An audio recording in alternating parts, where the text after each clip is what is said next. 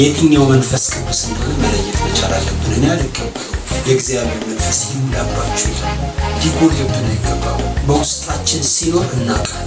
ያለ መንፈስ ቅዱስ ቦሪንግ ይሆናል። ብዙ ጊዜ አስቀያሚ ነው።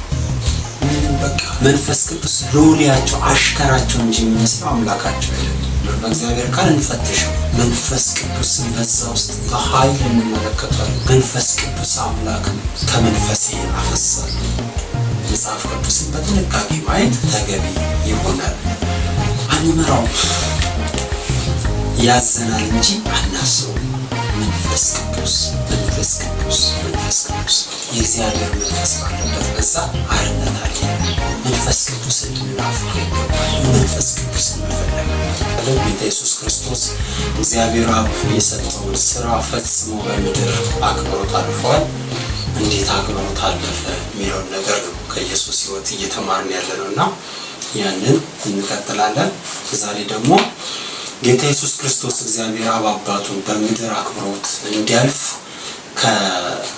ከአገልግሎቱ ከሕይወቱ የምንማረው ኢየሱስ ሆኖ አድርጎት ኖሮት ያለፈው ሕይወት ውስጥ አንዱ የምናነሳው ሀሳብ ምንድን ነው? ጌታ ኢየሱስ ክርስቶስ እንግዲህ በምድር ሲኖር እግዚአብሔር አብ አባቱን ፈጽሞ አክብሮታል ብለን ተስማምተናል። ለዚህ ደግሞ ቁልፍ ሀሳቦች እያነሳን ቆይተናል እና አሁን የምናነሳው ሀሳብ ደግሞ ሌላው ቁልፍ ሀሳብ ይሆናል ማለት ነው። እግዚአብሔር የዘላለም አምላክ የዘላለም አባት በጌታ በኢየሱስ ክርስቶስ ስም ስለዚህ ጊዜና ሰዓት እጅግ አድርጌ አመሰግንሃለሁ። እግዚአብሔር ሆይ ጊዜን የምትሰጥ እድልን የምትሰጥ ይልቅስ እግዚአብሔር ሆይ ቃልህን ለመማር በፊትህ ለመጸለይ እግዚአብሔር ሆይ አንተን ለመፈለግ ከአንተ ጋር ህብረት ለማድረግ ጌታ ሆይ ደስ የሚል ጊዜን የምትሰጥ ጊዜን የምትዋጅ እግዚአብሔር ሆይ መልካምህነትን ልትገልጥበት ቸርነትን ልታሳይበት ለሰው የምትሰጠው ትልቅ ውድ እድል ጌታ ሆይ በፊትህ መሆን ነውና ይህን እድል ለእኔ ስለሰጠኸኝ እግዚአብሔር ሆይ እኔ ደግሞ ይህንን እውነት ይህንን እድል ደግሞ ለሌሎች እንዳካፍል ልቤን ስላቀና እግዚአብሔር ሆይ ለዚህ ሀሳብ እኔን ስላነሳሳ በጌታ በኢየሱስ ስም አመሰግንሃለሁ። እግዚአብሔር ሆይ ዛሬም በዚህ እውነት ውስጥ እኔን እንድታስተምረኝ ይህን የማካፍላቸው ወገኖች ይህንን ቪዲዮ የሚመለከቱ ወንድ ሴቶች ባሪያዎች ትልልቆች የተከበሩ የተወደዱ በእውቀት በማስተዋል በሁሉ ነገር እግዚአብሔር ከኔ የተሻሉ ነገር ግን እግዚአብሔር ሆይ ይጠቅማል ብለው እግዚአብሔር ሆይ እውነት አለው ብለው ጌታ ይህን ቪዲዮ ለሚመለከቱ ሁሉ የሚያንጽ እንዲሆን የሚጠቅም እንዲሆን ጌታ ሆይ የሚሰራ እንዲሆን በጌታ በኢየሱስ ስም ጸልያለሁ። ጌታ ሆይ ሰው በኃይሉ አይበረታም። የሚያበረታው ጸጋ የሚያበረታው ቃል የሚያበረታው መንፈስ እኔን እንዲረዳኝ ይህንን እውነት የሚሰሙትን ሁሉ ከዚህ እውነት የተነሳ እንዲሰሩ እንዲታነጹ እግዚአብሔር ሆይ ለበረከት እንዲሆንላቸው በጌታ በኢየሱስ ስም ጸልያለሁ። ይሄ እውነት ህይወታቸውን እንዲለውጥ ይሄ እውነት ብዙ ነገራቸውን እንዲያስተካክል ይሄ እውነት ጌታ ሆይ እኔን ሰርቶኝ ወገኖቼን ሰርቶ እንዲያልፍ ለአንተ ክብር እንዲያመጣ ለእኛም ሐሴት ደስታ እንዲጨምርልን በጌታ በኢየሱስ ስም ጸልያለሁ። ጌታ ሆይ የሚሆነው ሁሉ ለአንተ ክብር ይሁን። አምላክ እንዳለው ሰው ጌታ ገዢ አለቃ እንዳለው ሰው በፊትህ ሆነናል። አንተ ደግሞ እንድትመራን አንተ ደግሞ እንድታግዘን መንፈስ ቅዱስን በኃይል በመካከላችን እንዲሆን ኢየሱስን እንዲያከብረው ኢየሱስን እንዲያልቀው በጌታ በኢየሱስ ስም ጸልያለሁ። ይሄ እውነት ለሁላችን ለበረከት ለፈውስ እግዚአብሔር ሆይ ለደህንነት እንዲሆንልን በኢየሱስ ስም ጸልያለሁ። ይሄን የማይወድ ጌታ ሆይ ሰነፍ አለ። ይሄን የማይወድ ሊያዘገየን ጌታ ሆይ ከዚህ እውነት ሊያርቀን ሳይደክም ጌታ ሆይ ሳይታክት ጌታ ሆይ የሚጥር አለ የሚደክም አለ። እግዚአብሔር ሆይ ስራው በጌታ በኢየሱስ ስም የፈረሰ ይሁን። የዲያብሎስን ስራ እንዲያፈርስ የእግዚአብሔር ልጅ ተገለጠ ተብሎ ተጽፏል። በጌታ በኢየሱስ ክርስቶስ ስምና ስልጣን የፈረሰ ይሁን። በኢየሱስ ስም ምክሩ፣ እቅዱ፣ ዓላማው በኢየሱስ ስም የፈረሰ ይሁን። ይሄ እውነት እኛ ጋር አይቀርም። ይሄ እውነት ለሌሎች ይተርፋል። ይሄ እውነት ለሌሎች ይካፈላል። ከዚህ እውነት የተነሳ ብዙዎች ያመልጣሉ፣ ብዙዎች መዳን ይሆንላቸዋል፣ ብዙዎች መጽናናት ይሆንላቸዋል፣ ብዙዎች መበርታት ይሆንላቸዋል። እግዚአብሔር ሆይ አመሰግንሃለሁ። የሚሆነው ሁሉ ግን ለአንተ ክብር ይሁን። በምትወደው በምታከብረው ልጅ በጌታ በኢየሱስ ክርስቶስ ስም አሜን፣ አሜን፣ ሃሌሉያ። እሺ ዛሬ ደግሞ የምንመለከተው ይሄንን ነው። ስለ መንፈስ ቅዱስ እንመለከታለን። ጌታ ኢየሱስ ክርስቶስ በምድር በነበረው አገልግሎቱ ላይ ትልቁ በጣም ወሳኙ ነገር ምን ነበረ ብለን ስንመለከት በጣም ወሳኙ በኢየሱስ ክርስቶስ የምድር አገልግሎት ውስጥ በጣም ትልቁ በእውነት ጎልቶ የታየው ነገር ምን ነበረ ብለን ስንመለከት በጣም በሚገርም ሁኔታ ጌታ ኢየሱስ ክርስቶስ በመንፈስ ቅዱስ ኃይል ተሞልቶ እንደነበረ እንመለከታለን። ወይም በመንፈስ ቅዱስ ኃይል ተሞልቶ ነበር ማለት ነው እና የእግዚአብሔር መንፈስ ለጌታ ለኢየሱስ ክርስቶስ አገልግሎት ውስጥ ምን ያህል ከፍተኛ ሚና እንደነበረው ልነግራችሁ አልችልም። በተለይ በጣም ትንሽ እናወራለን ዛሬና ጌታ ኢየሱስ ክርስቶስ አምላክ ነው፣ ጌታ ነው፣ አዳኛችን ነው፣ ፈዋሻችን ነው እና በጣም የሚገርም አምላክ ነው። ነገር ግን ሁልጊዜ የሚደንቅ ነገር እንመለከታለን እና መንፈስ ቅዱስን ግን ምን ያህል በኢየሱስ ክርስቶስ ሕይወት አገልግሎት ውስጥ ቦታ እንደነበረው መመልከት እንችላለን ማለት ነው። ነገር ግን መንፈስ ቅዱስ በኢየሱስ ክርስቶስ አገልግሎት ውስጥ ምን ያህል ድንቅ አስገራሚ ቦታ እንደነበረው እንመለከታለን ዛሬ ማለት ነው እና ምንድነው ሀሳባችን? ጌታ ኢየሱስ ክርስቶስ በምድር በነበረው አገልግሎቱ ውስጥ በመንፈስ ቅዱስ ኃይል ተሞልቶ ነበር የሚል ሀሳብ እንመለከታለን ማለት ነው። በመንፈስ ቅዱስ ኃይል ተሞልቶ ነበር። ጌታ ኢየሱስ ክርስቶስ እንግዲህ በመንፈስ ቅዱስ ኃይል ተሞልቶ እንደነበር መጽሐፍ ቅዱስ በግልጽ ይነግረናል። እንደዚህ ግን ይላል ለመግቢያችን ማቴዎስ 12:18 ከኢሳይያስ 41 ቁጥር 1 ላይ ተነስተን እንመልከትና እንጀምር። እነሆ ደግፌ የያዝኩት ባሪያዬ፣ ነፍሴ ደስ የተሰኘችበት ምርጤ፣ መንፈሴን በእርሱ ላይ አድርጌያለሁ ወይም አኖራለሁ ይላል። እርሱ ፍርድን ለአሕዛብ ያወጣል። ማቴዎስ 12:18 ከኢሳይያስ 41 ቁጥር 1 ላይ ተነስቶ የተነገረ ቃል። በጣም የሚገርም ነገር ነው። መንፈሴን በእርሱ ላይ አኖራለሁ ይላል። መንፈሴን በእርሱ ላይ አኖራለሁ። በማን? በምርጤ ላይ፣ ደስ በተሰኘውበት በሱ ላይ፣ በምርጤ ይለዋል። እንግዲህ ኢየሱስ ለአብ ኢየሱስ እንግዲህ ምን ያህል ምርጥ እንደሆነ በዚህ ክፍል መመልከት እንችላለን ማለት ነው እና ለምርጤ ይላል። ለምርጤ ነው የሚለው የሚገርም ነገር ነው። ኢየሱስም መንፈስ ቅዱስ ሞልቶበት ከዮርዳኖስ ተመለሰ። በመንፈስ ወደ ምድረ በዳ ተመርቶ 40 ቀን ከዲያብሎስ ተፈተነ ይላል ሉቃስ 4 ቁጥር 1 ላይ። ምንድን ነው የሚለው? መንፈስ ቅዱስ ሞልቶበት ይላል። መንፈስ ቅዱስ ሞልቶበት ከዮርዳኖስ ተመለሰ። በመንፈስ ወደ ምድረ በዳ ተመርቶ 40 ቀንም ከዲያብሎስ ተፈተነ ይላል። ምንድን ነው የሚለው? መንፈስ ቅዱስ ሞልቶበት ይላል። እንግዲህ ጌታ ኢየሱስ ክርስቶስ አምላክ ነው፣ እሱ ጌታ ነው፣ እሱ አዳኝ ነው።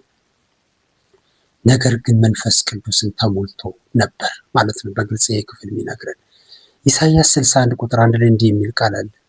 የጌታ መንፈስ በእኔ ላይ ነው፣ ለድሆች ወንጌልን እሰብክ ዘንድ እርሱ ቀብቶኛልና፣ ለታሰሩ መፈታትን፣ ለታወሩትን ማየትን እንዳውጅ፣ የተጨቆኑትን ነፃ እንዳወጣ፣ የተወደደችውንም የጌታን ዓመት እንዳውጅ ልኮኛል ይላል። የጌታ መንፈስ በእኔ ላይ ነው ይላል። የጌታ መንፈስ በእኔ ላይ ነው፣ ለድሆች ወንጌልን እንድሰብክ ቀብቶኛል፣ ለታሰሩ መፈታትን፣ ለታወሩት ማየትን እንዳውጅ፣ የተጨቆኑትን ነፃ እንዳወጣ፣ የተወደደችውንም የጌታን ዓመት እንዳውጅ ልኮኛል። የጌታ መንፈስ በእኔ ላይ ነው ይላል ጌታ ኢየሱስ ክርስቶስ ሲናገር ማለት ነው። ሌላው እንደዚህ የሚል ቃል አለ። እንዲህ የሚል ቃል አለ። የእግዚአብሔር መንፈስ ይላል የጥበብና የማስተዋል መንፈስ፣ የምክርና የኃይል መንፈስ፣ የእውቀትና እግዚአብሔርን የመፍራት መንፈስ ያርፍበታል እያለ ደግሞ ኢሳይያስ 11 ቁጥር 2 ላይ ይናገራል። የእግዚአብሔር መንፈስ ይላል የእግዚአብሔር መንፈስ። ይህ መንፈስ ባህሪውን ደግሞ እዚሁ ክፍል ላይ መመልከት እንችላለን። የጥበብ የማስተዋል መንፈስ ይለዋል። የጥበብ የማስተዋል መንፈስ ነው ይሄ መንፈስ። የምክርና የኃይል መንፈስ ነው ይሄ መንፈስ። ከዛ ምን ይላል? የእውቀትና እግዚአብሔርን የመፍራት መንፈስ ያርፍበታል ይላል። መንፈስ ቅዱስ ምን አይነት ባህሪ እንዳለው በዚህ ውስጥ እንመለከታለን። ይሄ መንፈስ እንግዲህ በማን ላይ? በኢየሱስ ላይ ያርፍበታል እያለ ይናገራል ማለት ነው። ስለዚህ ጌታ ኢየሱስ ክርስቶስ በመንፈስ ቅዱስ ኃይል ቁጥጥር ሙላት ስር እንደነበረ በብዙ ክፍሎች መመልከት እንችላለን ማለት ነው። በጣም የሚገርመው ነገር እንደዚህ የሚል ቃል አለ። ዮሐንስም እንዲህ ብሎ መሰከረ ይላል። በዮሐንስ አገልግሎት ውስጥ ከተጠቀሱ በጣም አስገራሚ ጥቅሶች ውስጥ አንዱ የሆነው ጥቅስ ምን ይላል? መንፈስ ከሰማይ እንደ እርግብ ሆኖ ሲወርድ አየሁ፣ በእርሱ ላይም ኖረ። እኔም አላውቀውም ነበር፣ ዳሩ ግን በውሃ አጠምቅ ዘንድ የላከኝ እርሱ መንፈስ ሲወርድበትና ሲኖርበት የምታየው በመንፈስ ቅዱስ የሚያጠምቅ እርሱ ነው አለኝ ይላል።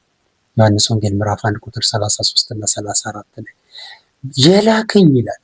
እሱ የላከኝ እንደዚህ አለኝ። በእርሱ ላይ መንፈስ ሲወርድ የምታየው ከሰማይ እንደ እርግብ ሆኖ ሲወርድበት የምታየው እርሱ ማለት መንፈስ ሲወርድበት ሲኖርበት የምታየው እርሱ በመንፈስ ቅዱስ የሚያጠምቅ እርሱ ነው አለኝ ይላል። የሚገርም ነገር ነው።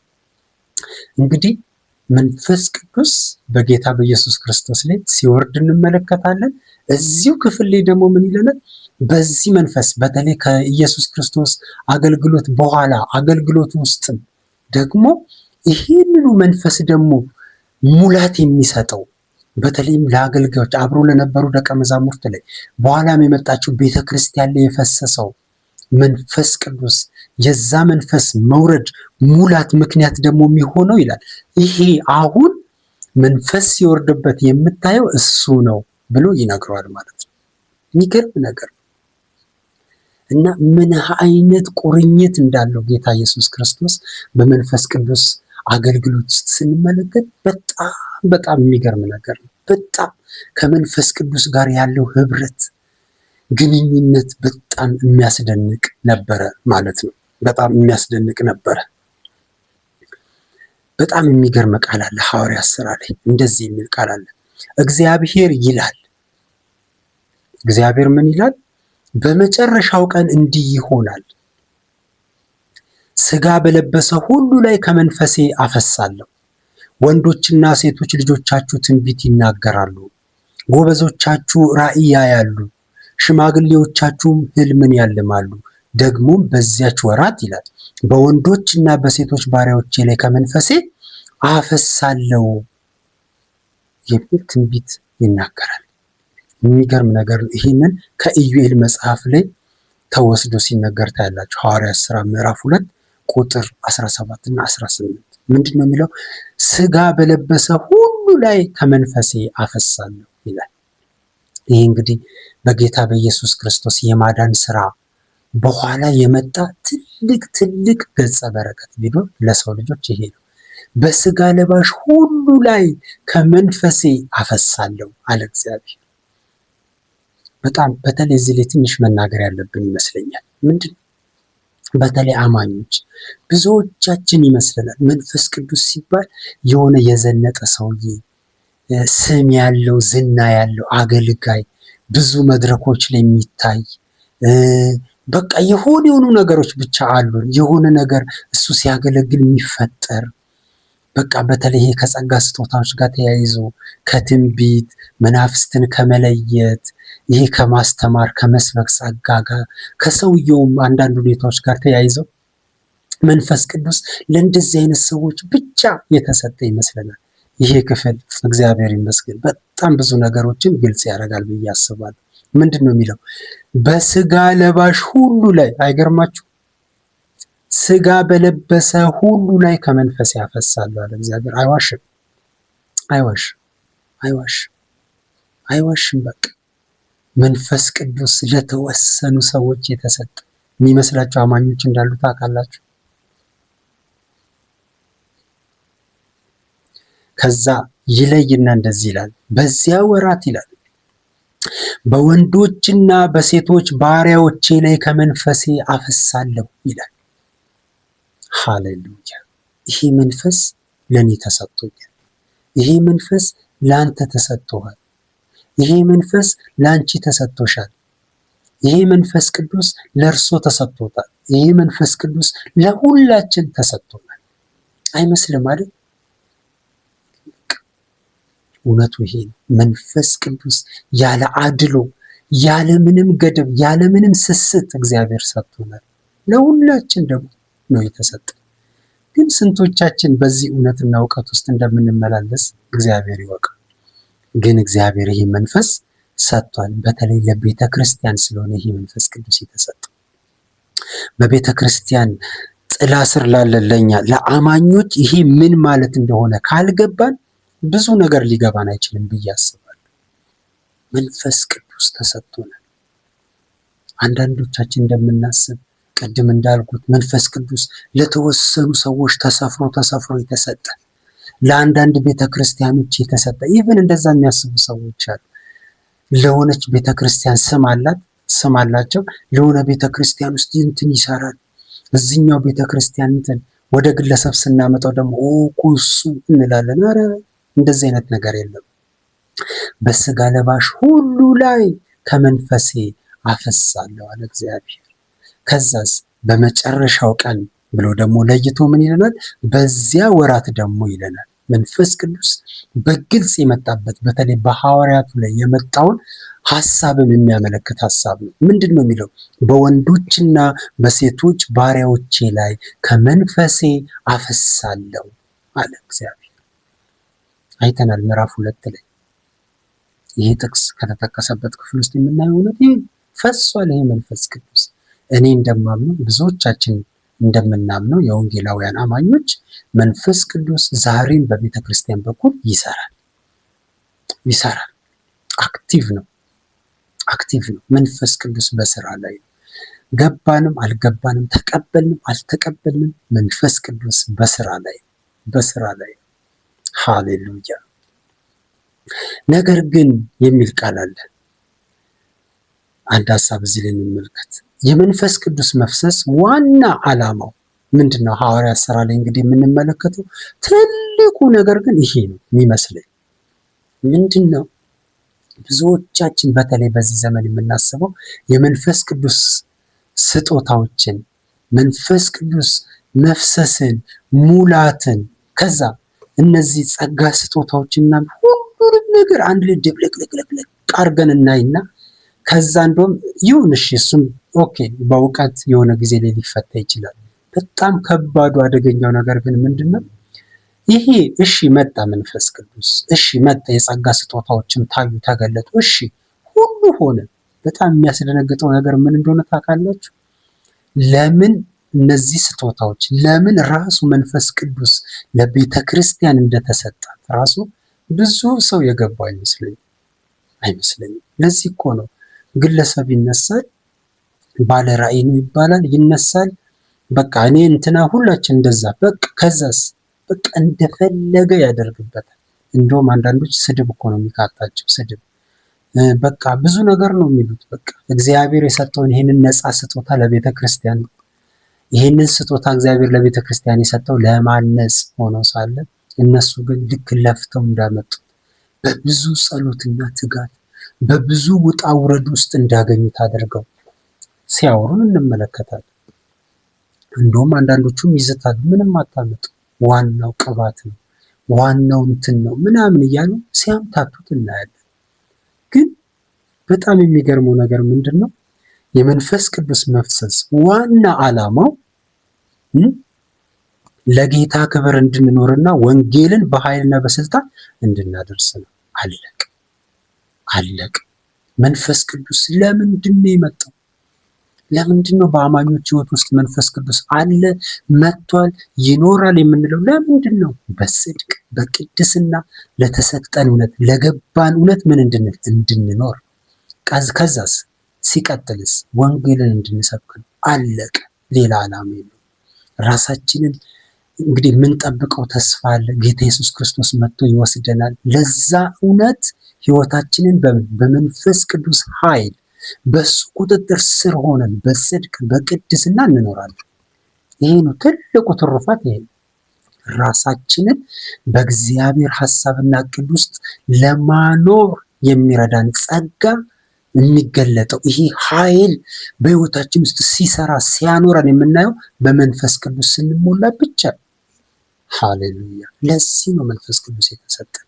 ሁለተኛው ዓላማስ ከኛ አልፈን እኛ በዚህ እውነት ውስጥ እየኖረን እኛ በዚህ መንፈስ እየታነጽን በዚሁ የመንፈስ ቅዱስ ኃይልና ስጦታ ደግሞ ለሌሎች ወንጌል እንድንሰብክ ነው። ይሄ ነው ዓላማ። ለቤተ ክርስቲያን የተሰጣት ይሄ ነው።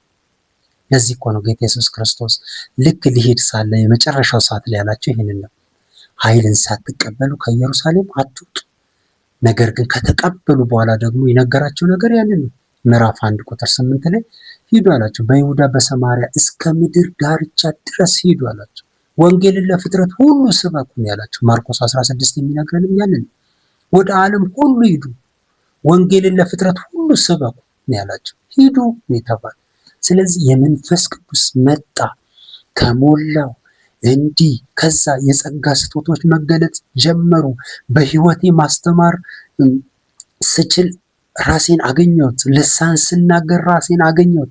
ትንቢት ስናገር ራሴን አገኘሁት። ሌላም ሌላም ሌላም ሌላም። እሺ አት ዘ ኤንድ ኦፍ ዘ ዴይ ግን ወንጌልን የማልሰብክበት ከሆነ ወይም ደግሞ ብዙዎችን ወደ እግዚአብሔር መንግስት የሚስብ የሚያመጣ በቤት ውስጥ ያሉ በቸርች ውስጥ በቤተ ክርስቲያን ውስጥ ያሉትን አማኞች ደግሞ ስብስቡን ማለት ነው የእግዚአብሔርን ሕዝብ ማለት ነው ቤተ ክርስቲያን ያንን ምን ለማለት ለማነጽ ለማቆም ለመስራት ካልሆነ ሲጀመር መንፈሱን መፈተሽ ተገቢ ነው። ሁለተኛ ደግሞ በተሳሳት ትክክል እንኳን ቢሆን የተሰጠው መንፈስ ወይም ተያይዞ ጸጋው የሚገለጥበት መንገድ ግን የተሳሳተ ከሆነ ሰውየው እንዲያስተውል መርዳት አለብን። ካላወቀ ግን እኛ ራሳችንን መጠበቅ አለብን። ለምን? መንፈስ ቅዱስ የተሰጠው ለማነጽ ነው። መንፈስ ቅዱስ የተሰጠው ለመስራት ነው። ሃሌሉያ! ለማፍረስ አይደለም፣ ለማበሳጨት አይደለም፣ ሌሎችን ለማስቆጣት አይደለም፣ ለመፎካከር አይደለም፣ እኔ በልጣለሁ ለማለት አይደለም፣ መብለጫ አይደለም፣ መበላለጫ አይደለም። መንፈስ ቅዱስ ለማነጽ ተሰጥቶናል። መንፈስ ቅዱስ የምንሞላው ሌሎችን ለማስተማር፣ ሌሎችን ወደ እግዚአብሔር መንግስት ለመጥራት ለመሳብ ነው። ይህንን ኃይል ተሞልተን የክፉን የአጋንንትን ምሽግና ስራ ሐሳብና እቅድ እንድናፈርስ ነው። በስጋ የማይቻለውን የዚህን ዓለም ኃጢአት የዚህን ዓለም ክፋት ተንኮል አሸንፈን በጽድቅ በቅድስና እንድንኖር ዓለማዊ ምኞት ንቀን የከበረውን የእግዚአብሔርን ሐሳብ ተረድተን ለዛ እውነት እንድንኖር አቅም የሚሰጠን ነው። ሌሎችንስ ከጨለማ ከጥፋት እንደኛ እየባከኑ እኛ ልክ ስንባከን እንደነበረ እየባከኑ ያሉ በብዙ ድካም ውስጥ በብዙ የሰይጣን መውጊያ ውስጥ እየተሰቃዩ ላሉ መፍትሄ እንድንሆን መፈታት ምክንያት እንድንሆን ለዚህ ነው መንፈስ ቅዱስ የሚሰጠን እንጂ መንፈስ ቅዱስ የሚሰጠን አሁን አንዳንዶች እንደሚነግሩን የሆነ ቁሳቁስ እንዲህ ማለት አያስፈልግም። በቃ ለምን ብዙም ብንል ቀንተ ነው ይሉናል፣ እንትን ነው አንተ ስላሉ ብዙ ነገር በቃ ሲጀመር አይምሯቸው የተበላሸ ስለሆነ ማለት ነው። መንፈስ ቅዱስ ግን የተሰጠን ለማነጽ ነው። በነገራችን ላይ እግዚአብሔር እኛን ለመባረክ በሺህ ተራራ ያለው ሀብት የሱ ነው። መኪና ሊሰጠኝ ከፈለገ ለምን መንፈስ ቅዱስ ኬሮፍ ይመጣል? እግዚአብሔር አይደለም። በቃ መኪና ካለ መኪና ይሰጠናል። ቤት ይሰጠናል። ምን ችግር አለበት? እግዚአብሔር ይሰጠናል። ግን ደግሞ የሚገኝበት መንገድ ደግሞ ግልጽ መሆን አለበት። ሰዎች መስራት አለባቸው፣ መልፋት አለባቸው። እንደ ማንኛውም ሰው ያንን ነገር ጥረው ግረው ያፈሩታል፣ አለቀ። ከዛ ውጭ ግን ስፔሻል የመንፈስ ቅዱስ ጊፍት ተብሎ የምድራዊ ቁሳቁስ የሚሰጠን ከሆነ ያን መንፈስ መመርመር መፈተሽ ተገቢ ነው ማለት ነው። ስለዚህ መንፈስ ቅዱስ ለምንድን ነው የሚሰጠን ብለን ብንመለከት እግዚአብሔር የሚሰጠን መንፈስ የመንፈስ ቅዱስ መፍሰስ ዋና ዓላማው ሐዋርያት ሥራ ላይ የምንመለከተው ይሄ ነው። ዋና ዓላማው ምን ነበር? ለጌታ ክብር እንዲኖሩና ወንጌልን በኃይልና በስልጣን እንዲያደርሱ ሲያደርጋቸው እናያለን። ከዚህ የተለየ ዓላማ 21ኛው ክፍለ ዘመን ላይ ስላለን ምንም ሊመጣ አይችልም። ምንም በቃ እኛ ለሱ እንኖራለን። ይሄ ጸጋ ፈሷል። ይሄ መንፈስ ተሰጥቶናል። በዚህ በረከሰ በቆሸሸ ዓለም ውስጥ በቅድስና እንድንኖር ይረዳናል። ከዛስ ለሌሎች ደግሞ ይህንን እውነት ምን እንድንል እንድናስተላልፍ እንድንሰጣቸው ደግሞ ምን ያደርግ ያነሳሳናል፣ ፑሽ ያደርገናል፣ እንሄዳለን፣ ደግሞ ድል ይሰጠናል ማለት ነው። ሃሌሉያ! ለዚህ ነው መንፈስ ቅዱስ የተሰጠን እንጂ ብዙዎች አሁን እንደሚነግሩን እኛ ልክ የእንጀራ ምንድን ነው የሚባለው ይሄ የእንጀራ ልጅና እንትን የቤት ልጅና የውጭ ልጅ እነሱ የተቀቡ የተለቀለቁ እንደው በቃ ንክር ብሎ የወጡ በጣም የሚያስጠላውና የሚያናድደው ነገር ደግሞ ምንድነው? ያም ነገር ደግሞ የመጣበት ብለው የሚያስቡት በጣም በብዙ ጸሎታቸው በብዙ እንትን ምናምን አይደል?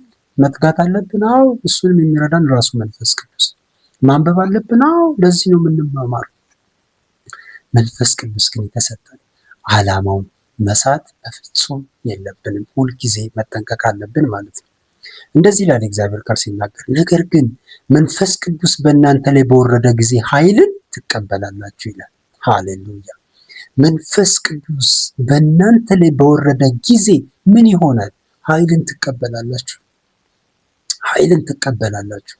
ታውቃላችሁ በዚህ ዘመን የትኛውም ዓለም የትኛውም ሀገር ብትሄዱ ያደገ ያላደገ ዩሮፕ የትኛውም አፍሪካ ምንም ሀገር ብትሄዱ ትልቁ ጥያቄ ምን እንደሆነ ታውቃላችሁ? ኃይል። የኃይል ጥያቄ አለ ዓለም ላይ። ኃይል በቃ የኢኮኖሚ ኃይል፣ የኒውክሌር ኃይል፣ ምን በቃ ኃይል፣ በጣም የጦር ኃይል፣ የሳይበር ኃይል፣ የቴክኖሎጂ ኃይል፣ በቃ በፈለጋችሁት ዘርፍ ሄዱ፣ የትምህርት ኃይል፣ ብዙ ነገር ብትሄዱ ኃይል፣ የሰው ኃይል፣ የእንትን ኃይል፣ የምን ኃይል፣ የኤሌክትሪክ ኃይል፣ የእንትን ማት ነገር ብትሄዱ ኃይል ፍለጋ። በጣም ኃያል ለመሆን የሚፈልግ ሁሉ ኃይል ይፈልጋል። ይሄ በጣም ምንም ሂሳብ አያስፈልጉም። በየቀኑ ዜናችሁ ላይ በየቀኑ ንግግራችን ውስጥ የምናየው የምንሰማ ነገር ምንድነው? ኃይል በጣም ይፈልጋል። ምን እንደሚል ታውቃላችሁ? የእግዚአብሔር ቃል ነገር ግን መንፈስ ቅዱስ በእናንተ ላይ በወረደ ጊዜ ኃይልን ትቀበላላችሁ። ምን አይነት ኃይል ነው ይሄ ኃይል? አያችሁ፣ ብዙ ኃይሎች አሉ እዚህ ምድር ላይ፣ በጣም ብዙ የሚፈለጉ ኃይሎች አሉ። አይገርምም? ይሄ ደግሞ በጣም የከበረ ቅድም የዘረዘርናቸው የዚህ ዓለም ኃይሎች በሙሉ ተሰብስበው ጠብታ ሊያመጡ የማይችሉትን ውጤት የሚሰጥ ኃይል፣ የእግዚአብሔርን የልብ ሐሳብ የሚያሳካ ኃይል፣ የእግዚአብሔርን ፍቃድ የሚያከናውን ኃይል፣ ይህ ኃይል የመንፈስ ቅዱስ ኃይል ይባላል። በጣም ደስ አይልም? ለቤተ ክርስቲያን ብቻ ነው የተሰጠ። በፍጹም በቃ ምንም ያህል ውድ እንደሆነ በጣም አስፈላጊ እንደሆነ የዓለም ነገስታት መንግስታት ቢገባቸውና ይሄን ቢፈልጉት እንኳን ተነስተው በምንም ሊገዙት አይችሉም። ያላቸው አማራጭ መጥተው ለዚህ ኃይል ምን ማለት ሰሚት ማድረግ፣ ራሳቸውን መስጠት፣ መገዛት ብቻ። በጣም ውድ ብር አያስወጣቸው፣ በጣም ርካሽ ሆኖ ማያገኙት። ይሄ የተሰጠው ለቤተ ክርስቲያንና ለቤተ ክርስቲያን ብቻ። በጣም የሚያሳዝነው ግን ዛሬ ቤተ ክርስቲያን ይህንን የመሰለ ኃይል ተሰጥቷት ዓለምን ስትቀላውጥ ዓለምን ስትዳስስ እንደው የሆነ መፍትሄ ፍለጋ ስትሯሯጥ ስታዩ በጣም ያሳዝናል። ግን ቤተ ክርስቲያን ከኃይላት ሁሉ በላይ የሆነ የኃይል የተለየ ውድ ኃይል መንፈስ ቅዱስ ተሰጥቷታል። ለዚህ ነው መንፈስ ቅዱስ በእናንተ ላይ በወረደ ጊዜ ኃይልን ትቀበላላችሁ። የኃይሉ መጠን ምን ልበላችሁ? ይህንን ኃይል በምን ትሰፍሩታላችሁ? በምን ትገምቱታላችሁ? የሚገርም ነገር ነው። ይሄ ግን የተሰጠው ለቤተ ክርስቲያን ትቀበላላችሁ ተብለናል። በኢየሩሳሌም፣ በይሁዳ ሁሉ፣ በሰማሪያ እስከ ምድር ዳርቻ ድረስ ምስክሮቼ ትሆናላችሁ አያችሁ፣ ቅድም ያልነው ማለት ነው። ለምንድን ነው መንፈስ ቅዱስን የምንቀበለው? በይሁዳ በሰማሪያ ብሎ ምን ሰጠን? ስራ ሰጠን። ሰው መንፈስ ቅዱስ ከተሞላ ለስራ ነው። አገልጋይ ነህ፣ ለአገልግሎት ነው። ለምን? 1 2 3 ተቆጥሮ ለተሰጠህ ለዛ አገልግሎት ምን መከናወኛ ማለት ነው። ይሄ ኃይል የሚውሉ ለዛ ነው ማለት ነው። በይሁዳ ለሚሄዱበት በሰማሪያ እያለ ለሚሄዱበት ቦታ ሁሉ የሚያስፈልጋቸው የገንዘብ ኃይል አልተጠቀሰም እዚህ ጋር። ትራንስፖርቴሽን እንትን ምን ይሄ ኃይል ተሰጥቷቸዋል። ይሄንን እየመነዘሩ ለዚህ ዓላማ ይጠቀሙታል። ለምን? ምስክሮቼ ትሆናላችሁ። አያችሁ፣ መንፈስ ቅዱስ በዋናነት የሚሰጠው ለምስክሮቹ። ይሄ ኃይል የሚሰራው ለማን ነው? ለራሱ ለእግዚአብሔር የሚሰራው።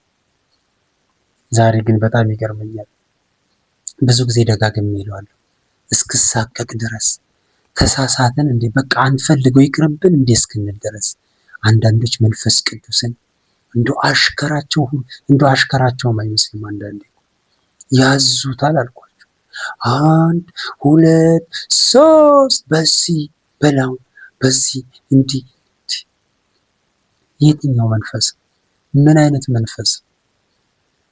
እኔ ይሄን መንፈስ አልቀበለውም፣ አላምንበትም። በነገራችን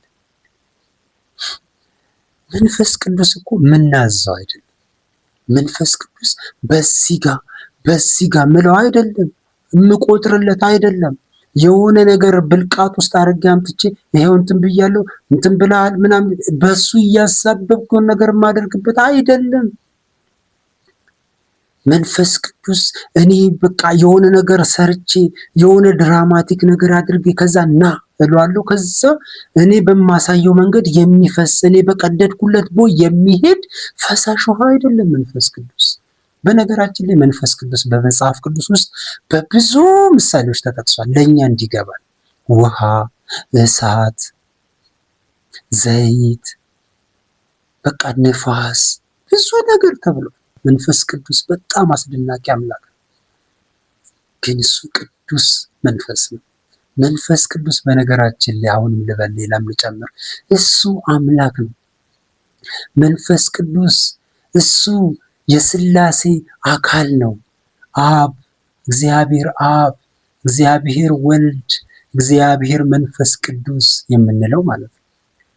ለዚህ ነው አንዳንድ በጣም ጥሩ አድርገው ለመግለጽ የሚሞክሩ የቤተክርስቲያን አባቶች እንደዚህ ይላሉና ብሉይ ኪዳን ይላሉ የአብ ዘመን ነበር ይላሉ። ይሄ እንግዲህ መጽሐፍ ቅዱስን ስናጠና ገብቶን ተረድተን እየተነተንን እያወቀን እንድናጠናው አስበው ያሉት ማለት ነው። እና ብሉይ ኪዳን የአብ ዘመን ነው ይላሉ። ከዛ ጌታ ኢየሱስ ክርስቶስ መጥቶ በምድር ደግሞ ያገለገለበትን ጊዜ ያ ጊዜ የእግዚአብሔር ወልድ ጊዜ ነበረ ይላሉ። አሁን ደግሞ የመንፈስ ቅዱስ ዘመን ነው ጊዜ ነው ይላሉ። ይሄ ለማስረዳት ሥላሴን ለማሳየት ለመተንተን የሚሞክሩበት ሐሳብ ነው። እኔ እገዛዋለሁ። ምን ማለት ነው? እግዚአብሔር አብን በደንብ አድርገን ጎልቶ በደንብ አይተነዋል። አብ ብሉይ ላይ ኢየሱስ መጥቶ ደግሞ ምን አደረገ? ተገለጠ። በቃ በስጋ ተገለጠ። ልክ እንደኛ በሰዎች መካከል ተመላልሶ የእግዚአብሔርን ሐሳብና እቅድ ፈጽሞ ታይቶ በደንብ ታይቶ አለፈ። ከዛስ ምን አለን ሲሄድ? መንፈስ ቅዱስ እልክላቸዋለሁ፣ መንፈስ ቅዱስ እልክላቸዋለሁ፣ እሱ በመጣ ጊዜ ስለ እኔ ይነግራቸዋል ብሎ ደግሞ በጣም እንድንጠብቅ አጓግቶን ከዛ ደግሞ ቅድም ባነበብናቸው ክፍሎች ላይ ደግሞ ተሰጥቶ አይተን መንፈስ ቅዱስን ደግሞ ጎልቶ አየን። አሁን በዚህ ዘመን በኃይል እያየን ያለ ማለት ነው። ያ ማለት ግን እግዚአብሔር አብ በቃ ተኝቷል ወይም የለም ወይም ደግሞ እንዳንድ አስተምሮዎች ራሱ እግዚአብሔር አንድ አምላክ ነው፣ እሱም ራሱን በሶስት ጊዜ ገለጠ። አብ ነበረ፣ ከዛ ደግሞ ወልድ፣ ከዛ ደግሞ አሁን መንፈስ ቅዱስ ተባለ የሚባል ሐሳብ አይደለም። እኛ አማኞች የምናምነው ምንድን ነው? እግዚአብሔር አብ፣ እግዚአብሔር ወልድ፣ እግዚአብሔር መንፈስ ቅዱስ አንድ አምላክ ዛሬም አንድ ነው። አዎ እግዚአብሔር አንድ አምላክ ነው። በጣም የሚደንቀኝ ነገር ሌላ ልጨምርላችሁ። ሁልጊዜ እኛ ሰዎች ስለሆነ ይሄ የወደቀ ማንነት ስላለን አይገባንም። አንዳንዴ በጣም የሚያስደንቀኝ ነገር ምን እንደሆነ ታውቃላችሁ? በእግዚአብሔር አብ፣ ወልድ፣ መንፈስ ቅዱስ መካከል ያለው ፌሎሺፕ ነው። የሚገርም ይሄ እውነት አንዳንዴ ለቤተ ክርስቲያን ቢገባ እላለሁ። የሚገርም እኮ ነው። ስለ ህብረት እንኳን ስናስብ በስላሴ መካከል ያለው ሰሚሽን በጣም እኮ የሚገርም ነው። አንዱ ለአንዱ መገዛት፣ መታዘዝ የሚገርም ነው። ጌታ ኢየሱስ ክርስቶስ እኮ ወደዚህ ዓለም ሲመጣ አምላክ ጌታ ነው። ለዚህ እኮ ነው አማኞች የምናለቅሰው። ለዚህ እኮ ነው የሚደንቀን። ለዚህ እኮ ነው የሚገርመን። ለዚህ እኮ ነው ብዙዎች እንደሚያሾፉት አይደለም። የሚገርም እኮ አይኑ ይሄ ሀሳብ ምን ያህል ከባድ እንደሆነ ስኮላር ስለተባሉ በጣም ብዙ ላነበቡ ዶክተር ለተባሉ በአንዳንድ እምነቶች ሰዎች ውስጥ እንዴት ከባድ እንደሚሆንባቸው ይህንን በቃ ከመቀበል ይልቅ ይህን ለመጋፋት የሚያደርጉትን ጥረት ስታዩ ምንም አይገርምም። እግዚአብሔር ልብን ካልከፈተ በተለይ የስላሴ አስተምህሮ ላይ በጣም ሲገባን የሚገርም ነገር አለ። አንዱ እኔ በጣም የሚደንቀኝ ነገር ምንድን ነው? እግዚአብሔር አብ ለልጁ ያለው ፍቅር ምንም ሲሳቀቅ አታዩም። ኢየሱስ ለአብ ሲታዘዝ ታዩታላችሁ። የተሰጠውን ስራ ፈጽሞ ለክብሩ ሲያደርግ ትመለከታላችሁ። የመንፈስ ቅዱስን ኃይል ሲሞላ ታዩታላችሁ። በስላሴ መካከል ያለው ህብረት በጣም ሁልጊዜ ከአእምሮ በላይ ይሆንብኛል። በጣም እንግዲህ ለስጋዊ አእምሮ ምን ያህል ከባድ እንደሆነ አውቃለሁ። ነገር ግን ምን ይላል? ትቀበላላችሁ ይልና ምስክሮቼ ትሆናላችሁ ነው ያለው ማለት ነው። ይህም ከተናገረ በኋላ እርሱ እያዩት ከፍ ከፍ አለ፣ ደመናም ከዓይናቸው ሰውራ ተቀበለችው ይላል። ሐዋርያት ሥራ ምዕራፍ 1 ከቁጥር 8 እስከ 9። አያችሁ፣ ለምንድን ነው መንፈስ ቅዱስ የተሰጠን? ኃይል እንድንቀበል፣ የእሱን ኃይል እንድንቀበል።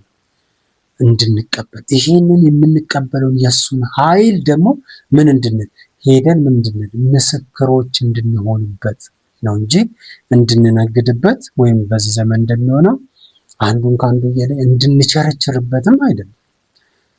እኔ እንድሸማቀቅ እሱ እንዲያሸማቀቀኝ አይደለም።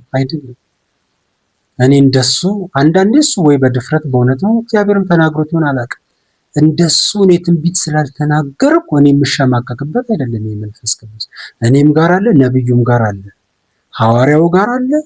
ለዚህ እኮ ነው ሐዋርያው ጳውሎስ ሲናገር የእግዚአብሔር መንፈስ ምን አንዱ ለአንዱ ምን ይላል? ይገዛል።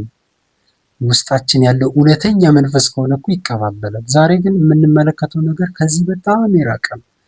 አለቃ መሆን ይፈልጋል። በተለይ ከጸጋ ስጦታዎች ጋር ተያይዞ ዛሬ በቤተክርስቲያን የምናያቸው ነገሮች በጣም በጥንቃቄ ማየት ይጠይቃሉ ማለት ነው። በገቡም ጊዜ ከሴቶችና ከኢየሱስ እናት ከማርያም ከወንድሞቹም ጋር በአንድ ልብ ሆነው ለጸሎት ይተጉ ነበር ይላል። እንዴት ይህ መንፈስ በእነሱ ላይ ሲወርድ የነበረውን ሂደት የሚያሳየን ክፍል ነው። ምዕራፍ 1 ቁጥር 14 ላይ በዚያም ወራት ይላል እየጸለዩ እያለ ማለት ነው። ጴጥሮስ 120 በሚያሉ ሰዎች ማህበር አብሮ በነበሩ ወንድሞች መካከል ተነስቶ አለ፣ ወንድሞች ሆይ ኢየሱስን ለያዙት መሪ ስለሆናቸው ስለ ይሁዳ መንፈስ ቅዱስ አስቀድሞ በዳዊት አፍ የተናገረው የመጽሐፍ ቃል ይፈጸም ዘንድ ይገባ ነበር፣ ከእኛ ጋር ተቆጥሮ ነበርና ለዚህም አገልግሎት ታድሎ ነበር ይላል። ምዕራፍ 1 ቁጥር 15 እና 17 እስከ 17 ምንድነው የሚለው? መንፈስ ቅዱስ አስቀድሞ በዳዊት አፍ ተናግሮ ነበር። ምን እንደሚሆን? ይሁዳ እንደሚክድ። ለዚህ ትንቢት የተጋለጠው ይሁዳ፣ ይሄ ትንቢት ግን በፊት ነበር። ማን ተናግሮ? መንፈስ ቅዱስ ተናግሮ ነበር። እግዚአብሔር ለዚህ አገልግሎት አድሎት ነበረ። ይሁዳ ታድሎ ነበረ። ነገር ግን በራሱ ሐሳብና ክፋት ከዚህ እውነት ምን ብሏል? ጎሏል እያለ ጴጥሮስ ይናገራል። ከዛ የሚገርም ነገር ነው። እኔ ሁሌ ይሄን ክፍል ሳስብ፣ ይሄን ጥቅስ ሳስብ እደነቃለሁ። እግዚአብሔር መንፈሱን ለማምጣት መሙላት ያለበትን መሙላት፣ መስተካከል ያለበትን ማስተካከል የሚያሳይ ሐሳብ አድርጌ ወስዷል። ዛሬ በቤተ ክርስቲያን እኔ ልክ እንደዚሁ መጸለይ ብንጀምር የእውነት ክብሩን፣ ኃይሉን፣ እውነተኛውን መንፈስ ቅዱስን እየፈለግን ብንጸልይ እንደዚህ አይነት ነገሮችን አሳይቶን ከዛ ክብሩን የሚሰጠን ይመስለኛል። መስተካከል ያለበትን እንድናስተካከል፣ መታደስ ያለብንን አቅጣጫ እንድንታደስ ቀድሞ የሚናገረን ይመስለኛል። አይመስላችሁም? እኔ እንደዛ ይመስለኛል። ከዛ እንደዚህ የሚል ቃል ያንኑ ቃል በመዝሙር ላይ ያለውን ቃል አንብብላችሁ። በመዝሙር መጽሐፍ ይላችኋል መኖሪያው ምድረ በዳ ትሁን የሚኖርባትም አይኑር፣ ደግሞም ሹመቱን ሌላ ይውሰድ ተብሎ የሚገርም ነው ተጽፏልና ይላል ጴጥሮስ። ሹመትን ሌላ ይውሰዳት። የማንን? ይሄ ይሁዳ ያበላሻትን ሹመት ታድሎ ነበር አይደል ያለ። ልክ እንደኛ ለዚህ አገልግሎት ምን ብሎ ነበር? ታድሎ ነበር። ነገር ግን ምን ብሎታል? አበላሽቶታል። ስለዚህ ምን የሚል ትንቢት አለ? ሹመቱን ሌላ ይውሰዳት ተብሎ ተጽፏልና ይላል ጴጥሮስ። ይህ መስተካከል ነበረበት። አይገርምም? የእግዚአብሔር መንፈስ በጴጥሮስ በኩል ይህንን እውነት ሲገልጥ ሲያመጣ የሚገርም ነገር ነው። ስለዚህ ከዮሐንስ ጥምቀት ጀምሮ ከኛ ዘንድ እስከገቡበት ቀን ድረስ ጌታ ኢየሱስ በእኛ መካከል በገባበትና በወጣበት ዘመን ሁሉ ከእኛ ጋር አብሮ ከነበሩ ሰዎች ከነዚህ አንዱ ከእኛ ጋር የትንሣኤው ምስክር ይሆን ዘንድ ይገባል አለ ጴጥሮስ። ሐዋርያት ሥራ ምዕራፍ 1 ከቁጥር 20 እስከ 22 ላይ አብረውን የነበሩ አብረውን የሰነበቱ አሉ። ስለዚህ በጎዶሎ አንሻገርም። አለ ምክንያት የእግዚአብሔር መንፈስ ይህንን ወደ ጴጥሮስ አላመጣም። ለምን? 12 አድርጎ ነው ኢየሱስ ለዚህ ሐሳብ ሲያሰለጥን ሲያዘጋጅ የነበረው። ከዛ 70 አሁን እዚህ ክፍል ላይ ሐዋርያት ሥራን በደንብ 120 ከዛ እየበዙ ሲሄዱ ነው የምትመለከቱት። ፐርፐዝሊ ግን እግዚአብሔር 12 ላይ ሲሰራ ታያላችሁ፣ ሲያሟላ ታዩታላችሁ። እግዚአብሔር በደንብ አብሯቸው እንደነበረ አንዱ ማሳያ ይሄ ነው። ዛሬ የእግዚአብሔር ክብር በመካከላችን ቢመጣ እንደዚህ አይነት ትሩፋት ይሆናል ብዬ አስባለሁ። መሙላት ያለብንን መዘጋጀት ያለበትን መከናወን ያለበትን አከናውነን አድሶን ይህን ክብር የሚሰጠን ይመስለኛል። እግዚአብሔር ፊት እንደነሱ መሰብሰብ መንበርከክ ብንችል ብዬ አስባለሁ። ከዛ እንደዚህ ይላል ኢዮስጦስ የሚሉትን በርያስን የተባለውን ዮሴፍንና ማቲያስን ሁለቱን አቆሙ። ሲጸልዩም የሁሉን ልብ የምታውቅ አንተ ጌታ ሆይ ይሁዳ ወደ ገዛ ራሱ ስፍራ ይሄድ ዘንድ በተዋት በዚህች አገልግሎትና ሐዋርያነት ስፍራን እንዲቀበል የመረጥከውን ከነዚህ ከሁለቱ አንዱን ሹመው አሉ። ዕጣም ተጣጣሉላቸው። ዕጣውም ለማቲያስ ወደቀና ከ11 ሐዋርያት ጋር ተቆጠረ ይላል ሐዋርያት ሥራ ምዕራፍ 1 ቁጥር 23 እስከ 26 ምንድን ነው የሚለው? ዕጣውም ለማቲያስ ወደቀና ከ11 ሐዋርያት ጋር ምን አለ? ተቆጠረ። ማቲያስ። የሚገርም ነገር። መሙላት ያለበትን ነገር ሲሞላ እግዚአብሔር ትመለከታላችሁ። በቤተ ክርስቲያን ጥላ ስር ላለን ለኛ ለአማኞች ይሄ ምን ማለት እንደሆነ ካልገባን ብዙ ነገር ሊገባን አይችልም ብዬ አስባለሁ። መንፈስ ቅዱስ ተሰጥቶናል። ግን ስንቶቻችን በዚህ እውነትና እውቀት ውስጥ እንደምንመላለስ እግዚአብሔር ይወቅ። ግን እግዚአብሔር ይሄ መንፈስ ሰጥቷል። በተለይ ለቤተ ክርስቲያን ስለሆነ ይሄ መንፈስ ቅዱስ የተሰጠው። ይሄ መንፈስ ለአንተ ተሰጥቶሃል። ይሄ መንፈስ ለአንቺ ተሰጥቶሻል። ይሄ መንፈስ ቅዱስ ለእርሶ ተሰጥቶታል። ይሄ መንፈስ ቅዱስ ለሁላችን ተሰጥቶናል። አይመስልም አይደል? እውነቱ ይሄ ነው። መንፈስ ቅዱስ ያለ አድሎ፣ ያለ ምንም ገደብ፣ ያለ ምንም ስስት እግዚአብሔር ሰጥቶናል። ለሁላችን ደግሞ ነው የተሰጠ። ግን ስንቶቻችን በዚህ እውነትና እውቀት ውስጥ እንደምንመላለስ እግዚአብሔር ይወቅ። መንፈስ ቅዱስ እየተባለ የሚሰራው ድራማ በጣም በጣም አደገኛ ነው። በጣም መንፈስ ቅዱስ አምላካችን እሱ እንደወደደ ይመራናል እንጂ እኛ አንመራው። ያዘናል እንጂ እሱ ያዘናል እንጂ እኛ እሱን አናዘው። እሱ እንደወደደ እንዲመራን መፍቀድ መቻል አለብን። የእግዚአብሔር መንፈስ ባለበት በዛ አርነት አለ ይላል። ስለዚህ ወገኖች፣ ስለዚህ አማኞች ስፔሻሊ ማለት ነውና መንፈስ ቅዱስ እንድንናፍቀው ይገባል። ስለነበረን ጊዜ ሁሉ አመሰግናለሁ። ስለሰማችሁኝ ተባረኩ። እግዚአብሔር